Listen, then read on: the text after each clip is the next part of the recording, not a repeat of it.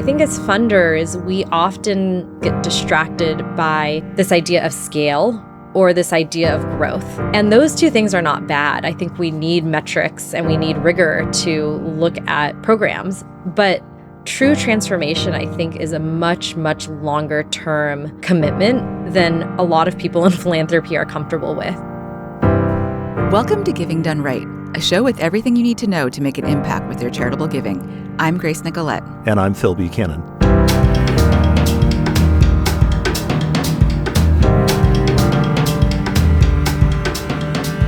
Today, we are excited to welcome Vivian Long to the show. Vivian leads the Long Family Foundation in Southern California, which was started by her parents, John and Marilyn Long, in the 1990s. The foundation gives to religious, education, and cultural exchange efforts.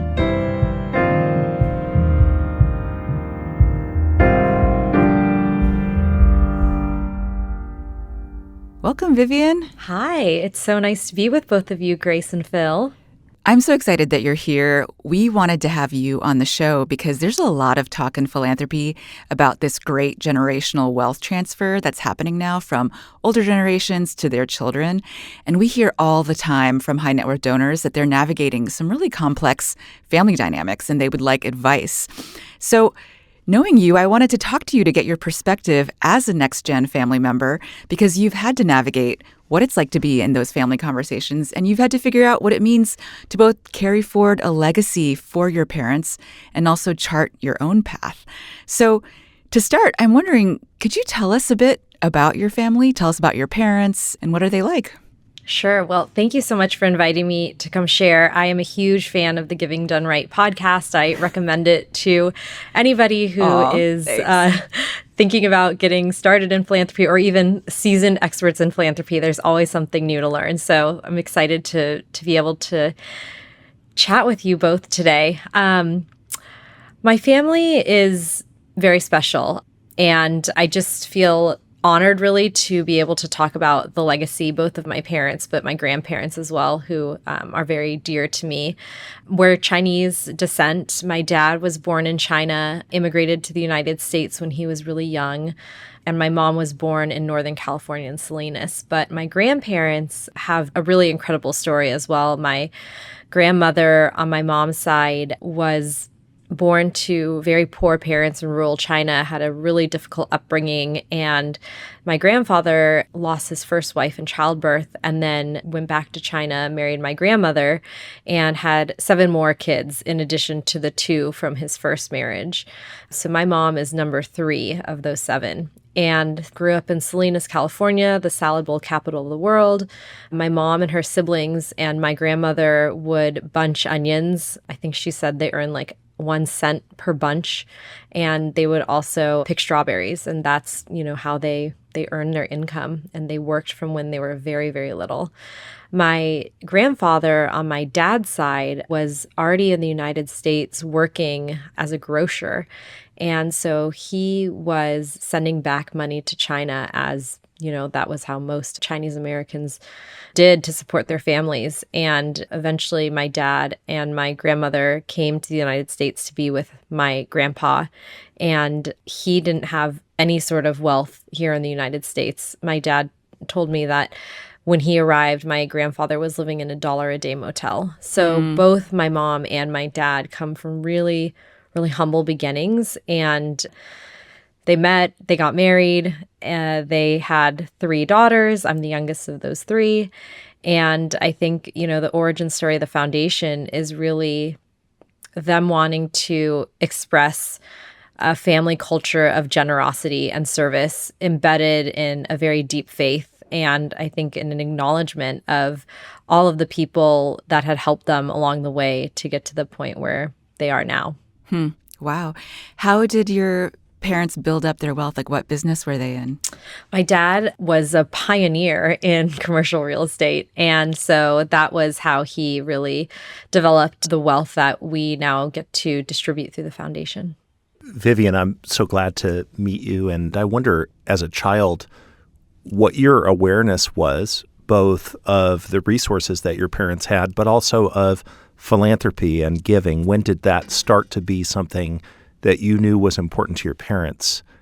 Growing up, I think one of the things I really appreciate about my parents is they didn't overemphasize the importance of money. And I think that's actually something that you can do when you're in a position of privilege because there's security, right? And so I acknowledge that privilege and that upbringing that I had. But I think really when I think about my childhood and what these conversations were like, one comes to mind, which I'm a little bit embarrassed of because when I would turn 10, my parents very kindly threw me a birthday party, but they said, you're not going to receive any gifts.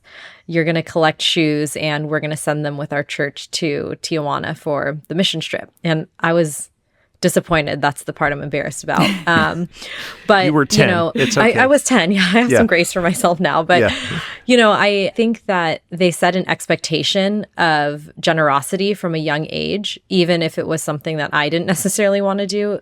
But then the other thing that I really remember and was really meaningful to me is that for several years, every Sunday after church, my parents would take me to a convalescent home that was right around the corner from our church.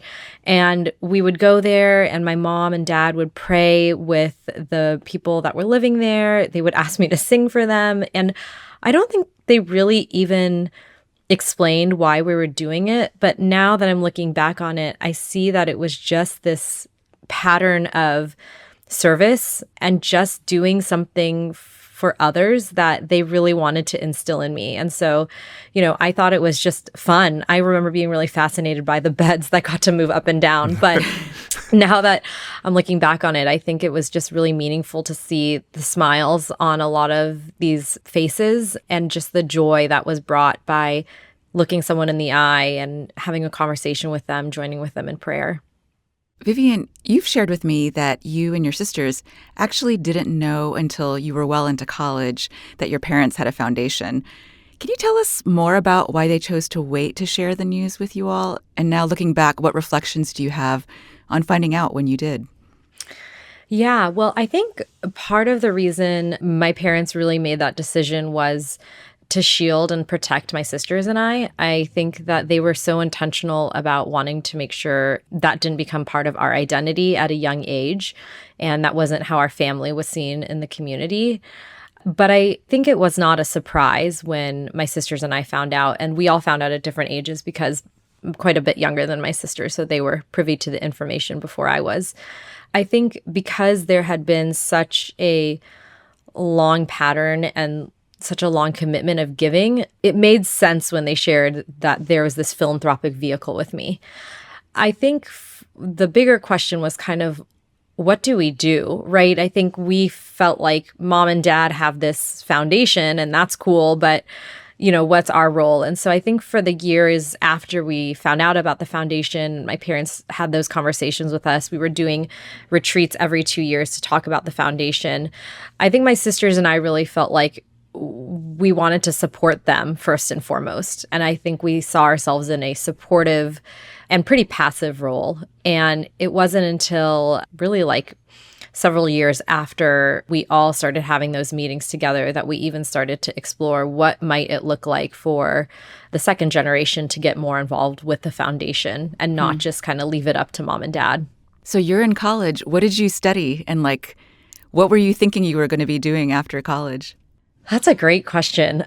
When I was in college, I studied at NYU's Gallatin School of Individual Study. And so that allowed me to create my own curriculum. So most of the classes that I took were around human rights and particularly international human rights. So I did some really interesting coursework in international development, a little bit in psychology. So I thought I wanted to kind of go the path of working in either law or anti-trafficking or international development.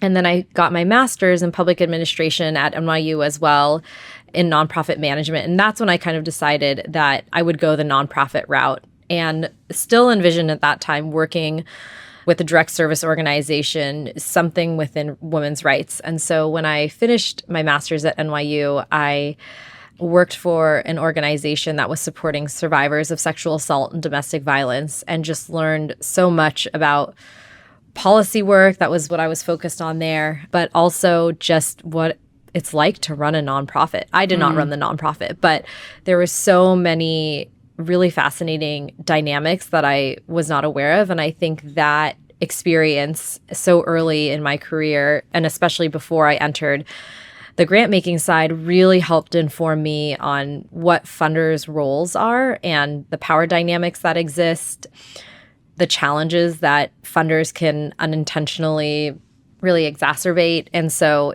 I'm really grateful for that experience and all that I learned there. Let's get into those, Vivian. What are those dynamics that you're talking about? What did you see when you were at that nonprofit that you carried with you maybe as, well, I'm going to try to do that differently when I'm on the other side of the table? I think particularly at that organization and entering the nonprofit space and then the grant making space, one of the things that I learned is that there's so many different ways to practice philanthropy. And I think oftentimes the number one question we get asked as a foundation is, what do you fund? And I think one principle that my parents, maybe unintentionally, really encouraged us to think about is, how do you fund? And so for us, when we talk about strategy, it's really two different approaches. One is that we have areas of focus, things that we're committed to, issue areas or particular topics that we want to see change in. And then the other is, how do we actually want to build relationships and how do we actually want to engage with our nonprofit partners? So I think starting in the nonprofit space, our nonprofit partners, they have the opportunity and the challenge of meeting with funders who have different opinions about all of those things, what they fund and how they fund. And so I think for me, coming in as a young funder, a big question was, how do we alleviate some of that pressure as a funder and not make our partners feel like they have to jump through all of these hoops to even understand what our approach or what our funding priorities are? And the motivation to alleviate those pressures is, I don't want people dealing with unnecessary hassle because it's just kind of obnoxious? Or is it about actually trying to position them, to be more effective? Absolutely. Yeah. I think, first of all, these nonprofit partners that we get to work with, their best and highest use is certainly not answering my questions. Their best and highest use is being in the community, working with the people that they serve, managing their teams. I mean, I can think of hundreds of things that are more important than answering a funder question. But I think oftentimes that's not the posture that honestly is perpetuated by traditional philanthropy. And Right. So a big shift for me was, I came from being like mid-level in a nonprofit and then going into a position of grant making. And that happened in a matter of months. And the way people saw me, even though I had no additional skills, I was the same person I was a few months prior, but the way people treated me as a funder, the way people thought I had great suggestions when in fact I knew very little, it was alarming, to be honest. And I was actually grateful that I had kind of the wherewithal to notice that that's not how it should be. And so I think from the very beginning, noticing kind of how people engage with me as a funder, as opposed to prior months like me as a nonprofit employee, that was, I think, the biggest wake-up call to some of the power dynamics that exist in philanthropy, and something that I really wanted to not contribute to. And I think it's easy. I think it's easy as a funder to believe your own hype. So people will tell you all day long Totally. that you've done so much. And the reality is, it's all the work of our partners. The funding is useless unless it's activated by really amazing, committed, hardworking, trusted partners that know what to do. I've written about the fact that funders, foundation presidents will often describe this and then sort of tell a joke about how, everybody laughs harder at their jokes. and then I described how when I hear people tell that story, I laugh as if it's the first time I've heard it, when I've heard it like 100 times, thus proving the point of the huge shift in power dynamics. And I think it's something that you obviously held on to as a lesson and an insight that's informing your practice. And that's great. And I've seen people not able to do that. Same here. So you're working at a nonprofit, and then you mentioned within a few months' time you were leading the foundation. So tell us about that time. Like, how did you think about your career? And I know this was probably a really big decision for you, and then your sisters are doing different things. So tell us more about some of those decision points. I think the hardest part of the decision making was to consider what it might do to my relationships with my family.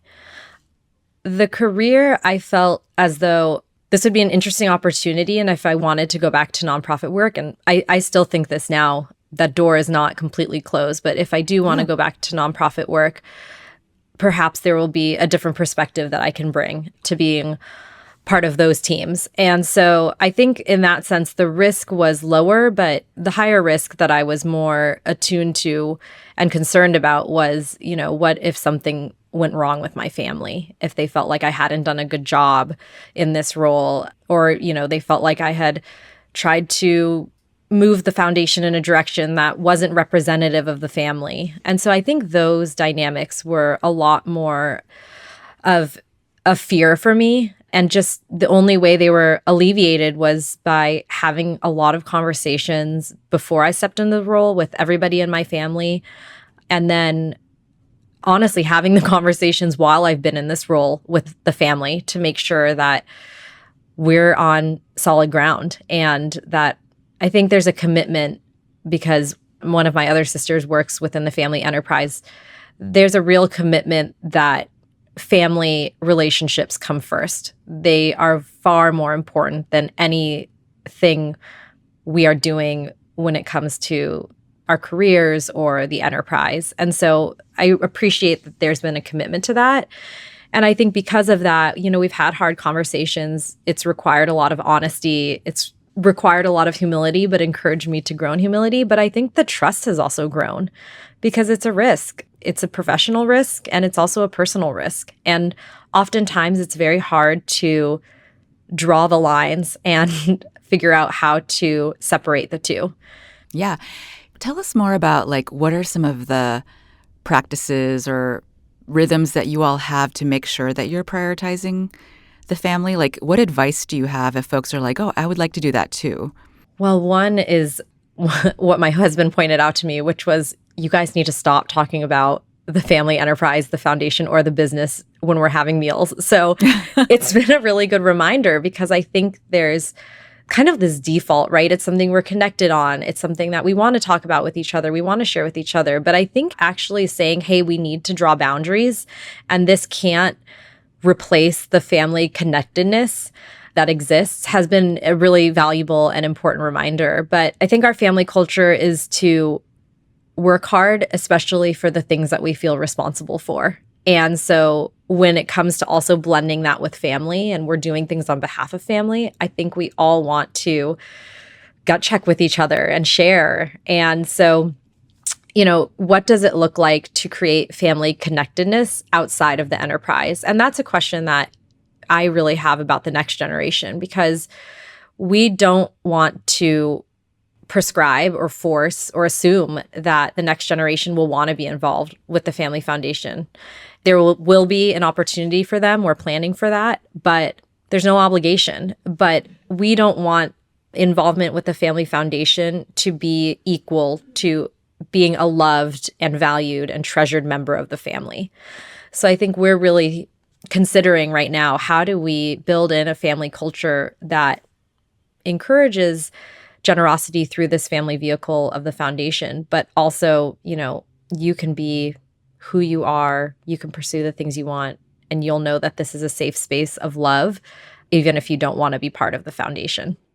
So tell us, Vivian, a little bit about the foundation and how you have selected goals, evolved those goals and priorities and approaches, and how you have blended or integrated the perspectives of various family members about those choices. When my parents created the foundation, they built it on 4 pillars: religion, education, culture, and research. So as you might imagine, pretty much anything can fall into those 4 pillars if you try hard. Right. And so one of the first things I wanted to do when I started was to have a little bit more clarity on really what it was we wanted to fund. And so the first 4 years, from 2016 to 2020, we just experimented. And I would say one thing I'm really grateful for my parents was, and I had trepidation about, was, I think a lot of families and parents or previous generations say we want to transition to the next generation. But then when it comes time for actual decisions to be made and money to be allocated, there's, some rightful fear there and some kind of like tension. And, when I started in this role and started experimenting with some new grants, my parents were so encouraging. And in 2020, that's when we went through our first real setting of priorities. And at that time, we had 5 areas of focus, and we decided that every 5 years, we were going to evaluate as a board whether or not we wanted to continue these. And that's so that in the future, in 2050, if the foundation is still around then and there's grandchildren and maybe great-grandchildren, they're not beholden to what we said in 2020 was a priority. And so 2020 was the first time we did this, and we set 5 areas of focus. 2 were what we call legacy priorities. 1 was an intergenerational priority, and then we had 2 next-gen priorities. In my mind, I was like, okay, I'll work with mom and dad on the legacy priorities, and then I'll kind of build this portfolio. But what's been so encouraging and exciting for me to see is that even the next gen priorities have become things that my parents understand and care deeply about. So they really said, hey, we see why this is important to our family, and we see how the foundation is partnering with these organizations. We want to also understand that as well. So I think when it comes to just how we decided these priorities, it was really a gift that my parents gave us the freedom to say what we might want to pursue, and then just jumped 2 feet in saying these are ours as a family. They're not just the kids. Vivian, can you give us an example of a next gen priority that then your parents really started to care about? Yeah. So one of our legacy priorities is the relationship between the U.S. and China. And then one of our next gen priorities is the Asian American community. And to a lot of people, those have some overlap, but we decided to kind of separate them because our U.S.-China work was very distinctly international and solely focused on 2 countries, whereas our Asian American Pacific Islander work was meant to be much more inclusive and solely domestic, but much more inclusive to include all Asian ethnicities. And so when I even proposed that we might make that distinction, it took some education, first from me, right, to say, like, does that make sense? But then to explain to my parents, hey, we shouldn't just be focusing on Chinese American history or Chinese American needs. There's this opportunity for us to be a lot more inclusive. And I think at the beginning they were like, okay, sounds good, let's see. But, over the years, they've really started to understand, one, like the shift in language around the Asian American community and the distinct needs. And so, one of the projects that we were really proud to support was with CEP. Yes. And really uplifting leaders, nonprofit leaders of AAPI descent. And we had heard, because we had gone on this listening tour prior to us making this commitment, we just heard a lot of consistent feedback about how it was harder for them to fundraise. It was harder for them to feel like they were respected. And then to have CEP actually do the research and validate that, I think was so encouraging. And I think for my parents, who come from a background of really appreciating research, it was a way for them to see, these stories that we're told, what our nonprofit partners are sharing with us is actually now something that we can share with other people in the nonprofit community, the philanthropic community. I think we were all really proud to play a small part in that effort. Yeah, we really appreciated that support. I mean, that report, it's called Overlooked. There's 2 parts of it, and we'll link to it in the show notes.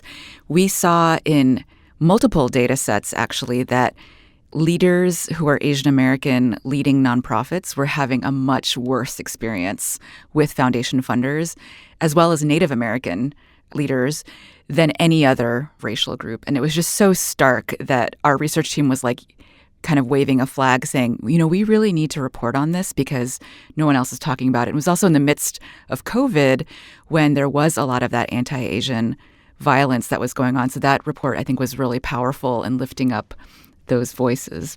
So yeah, I think the other thing that we saw and documented is that while there was this increase in giving for organizations serving certain communities post-2020 racial justice reckoning, Latino communities, African-American communities, that was documented by a variety of folks, including us as we asked foundations what they were doing, we did not see an increase in giving to organizations serving Asian American Pacific Islander communities, despite the dynamics that you discussed. And to your point about the other report on Native Indigenous populations, we saw staggeringly high rates of COVID deaths in those communities. And yet those communities also did not see the kind of bump in giving that some did. So there was just a lot to see when you unpacked the data in that way and segmented it that was really sobering, actually, about maybe who was, to the title of the reports, overlooked. Don't go anywhere. More after this break.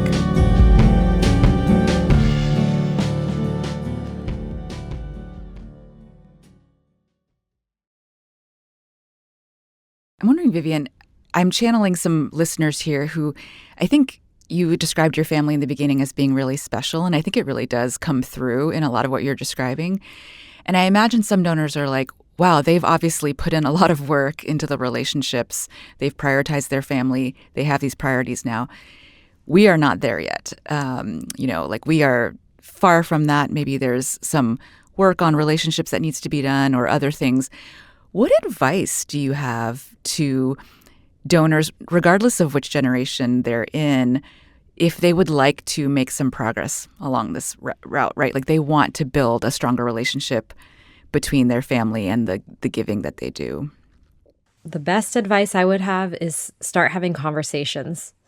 It really requires a series of conversations. And maybe the better way to think of it is just an ongoing conversation that never ends.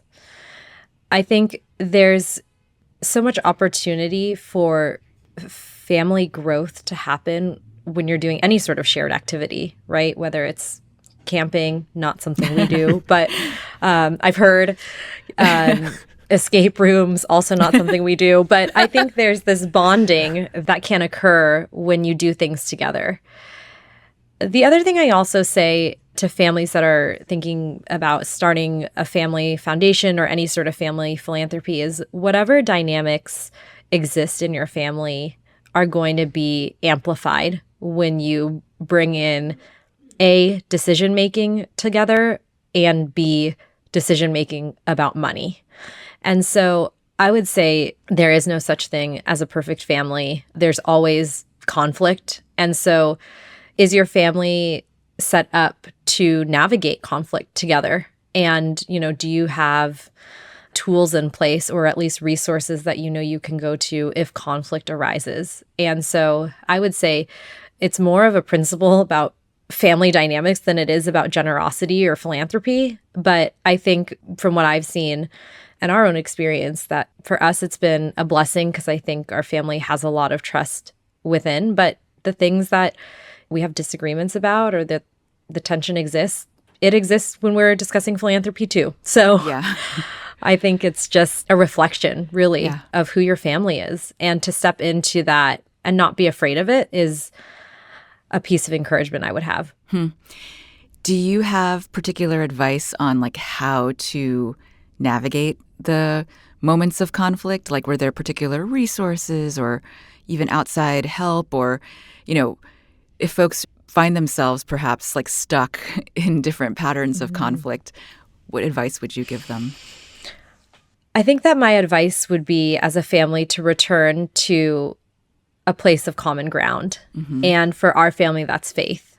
So whenever there's conflict, I think for us to really return to what we feel called to do, which is to love God and love each other, to serve God and serve each other. Can we do that and use that as the lens in which we interact with one another and try to make these decisions?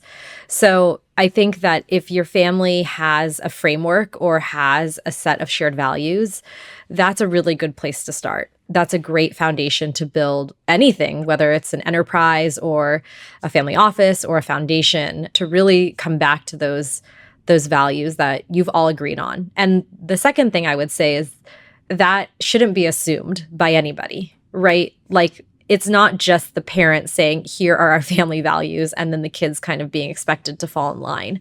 What does it look like for you as a family to really have that discussion and ask each other, is that really what's exhibited in our family? I think those kinds of conversations are often where sometimes more tension and more conflict can arise, but it's that necessary conflict. So I think in a lot of families, the goal is actually to have no conflict. And I think that conflict is healthy, but it requires a set of skills and it requires practice actually to get through it. Yeah.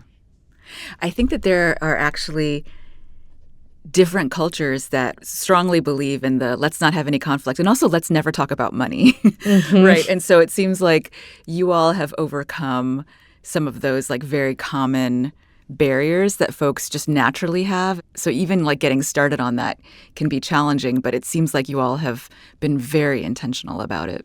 One thing where Grace and I work, we talk a lot about differentiating between, and it's someone else's concept, I don't know Grant. who, relationship conflict Yes. and task conflict, and recognizing that task conflict is inevitable and healthy, and it doesn't have to morph into relationship conflict. Grace and I can disagree about who should be the next guest on the podcast without calling each other names. And then the other thing that I'm thinking as I listen to you and I listen to your examples of escape rooms and camping trips is that there's something about the larger goal, whatever it is. In your case, it's really worthy goals about making a difference that can make the money, which is so often a source of conflict. Like we all watch Succession. We've talked about this on other episodes where a fight over resources and who gets what and who has what power can tear a family apart. But the larger goal of trying to do good with these resources can, if done thoughtfully, right, keep a family really connected and maybe even bring them closer in certain ways because it's about something bigger than any one of you. And so is your faith, obviously, which is a part of this, but also just the act of giving is about something that's bigger than any one of us. And that can bring out the best version of ourselves as opposed to the version that wants more for ourselves. Yeah. Vivian, I'm wondering if you could share a story from a particular grantee or project that you're proud of. Yeah. The cornerstone of what we choose to fund and how we choose to fund is the pursuit of deep relationships. And really, that's been an evolution of our approach to philanthropy. But I would say, simply put, it's really depth over reach. And so what we choose to fund, so I'll answer your question about a grantee that we're really proud of, but then also how we choose to fund and how we look at partnership, I think is really embedded in our pursuit of deep relationships. And again, that comes out of, I think, a strong faith in that's how Jesus showed up to us and how we should show up to each other. One of our partners is an international enterprise that offers adult women who are being exploited a pathway to an alternative career by employing them at a jewelry company. And so while a lot of these women start by physically creating the products, quickly they acquire more sophisticated skills like design, accounting, and marketing. And additionally, the organization provides holistic care for them through safe housing, counseling, spiritual development, medical care, and community. And so I know I kind of mentioned this earlier, but I think philanthropy and to an extent the nonprofit sector at times can unintentionally exacerbate or perpetuate this gap between the client or community served and whoever is serving. But this organization introduced something called a survivor leadership model, and it really is grounded in 2 decades of work that is a belief that these women who would have typically been seen as having no or the least value in their previous jobs are not now part of this new team just to be served, but they're actually essential to the company's success and growth. And since the Survivor Leadership program started 4 years ago, the online sales for this jewelry company have doubled.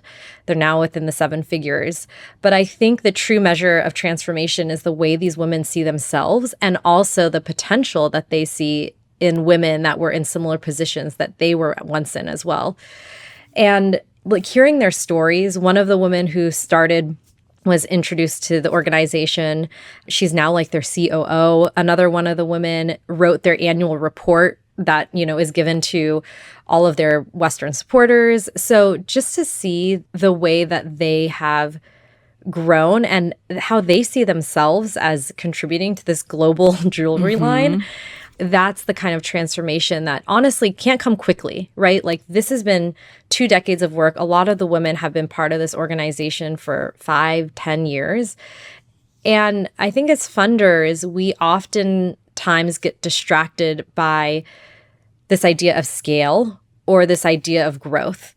And those two things are not bad. I think we need metrics and we need rigor to look at programs. But true transformation, I think, is a much, much longer term commitment than a lot of people in philanthropy are comfortable with. And so I think for our family, we have the luxury, because we get to decide together as a family, that we're going to really stick with these partners for an extended period of time and see what that transformation looks like. And we are looking for partners that are similarly making that commitment to the people that they serve. Do you mind sharing the name of the enterprise? Yes, it's an amazing organization called Starfish Project. I was hoping you would say it was them because I love that organization as well. I buy a lot of my jewelry from them and I have visited their offices. Yes, they're wonderful. The approach that they take, the sort of relational, empowering, and respectful approach to working with people they're trying to help is sort of analogous to, it seems to me, the way you're trying to work with the nonprofits you support, actually. So maybe you could say a little bit more, because you've alluded to it a couple of times, that your approach is really important to you. The how is really important. Can you just specify what about it matters? What's different? You're talking about long-term support. Is it about that? Yeah. What else?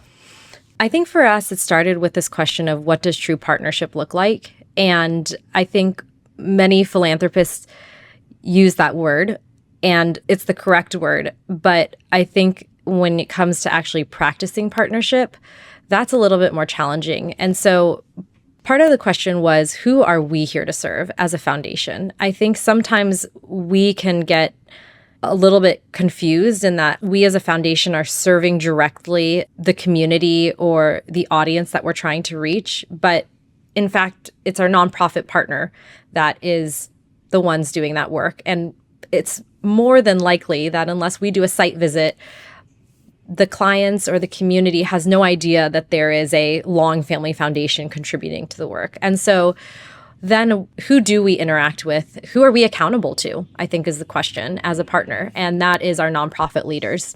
So our own journey of trying to play a small role in helping organizations transform was to start giving multi-year general operating grants. And that was a decision we made out of a lot of, first and foremost, feedback from our partners, but also backed up by a lot of philanthropic research, some of which CEP has authored, but really the trust-based philanthropy movement as well. And so if we were hoping to see transformation in people's lives through the work that our nonprofits were doing, we needed to be a stable, a consistent, and a committed partner in the same way as well. And I think this is actually an area where I've seen some of my peer Christian family foundations really excel, and I've learned a lot from them.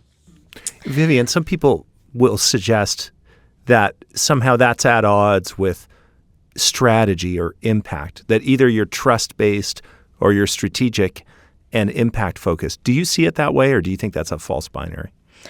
I think it depends on how you are looking at strategy and impact. I think for us, because our number one goal or metric is to see lives transformed, the only way I think actually we can do that is to make a long-term commitment. I think in 1 year, you really have a limited view of what can be done. And I think actually this is probably very counter to what you're asking, Phil, but my hope is that we actually will have no idea in our lifetime what the funding that our foundation provided, what the resonating effects will be, right? Like I think about my grandmother, and I'm sure somebody gave her a helping hand when she came to this country. I'm sure there was a nonprofit or a funder who gave her a helping hand.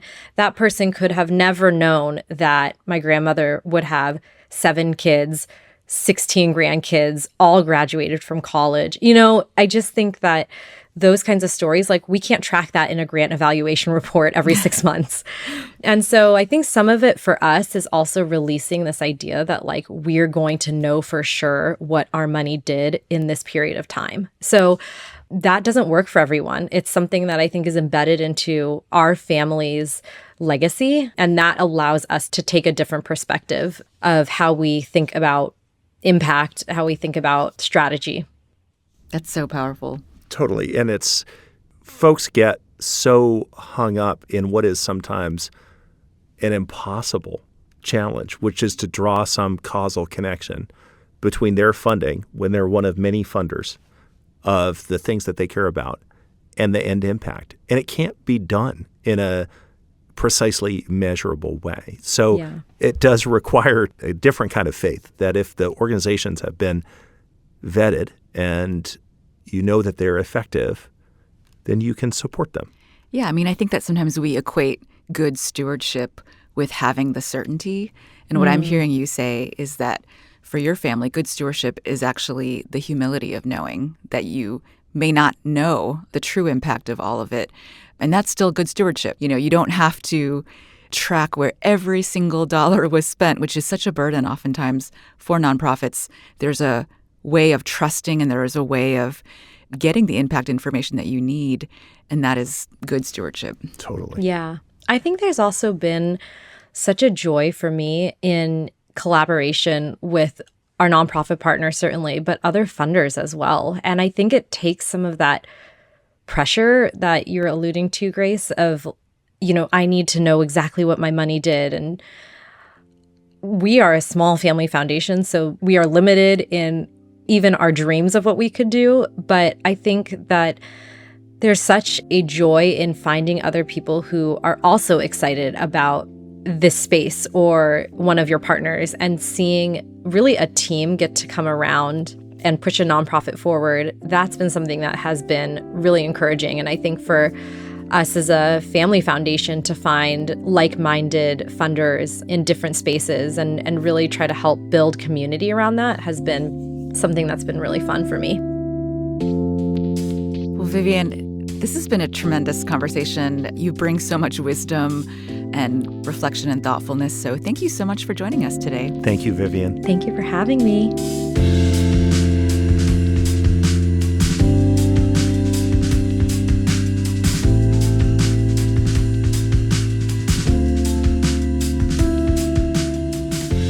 There are so many resources about effective giving on the Center for Effective Philanthropy's website, cep.org, as well as givingdoneright.org, where you'll find all our episodes and show notes. You can also send us a note at gdrpodcast@cep.org.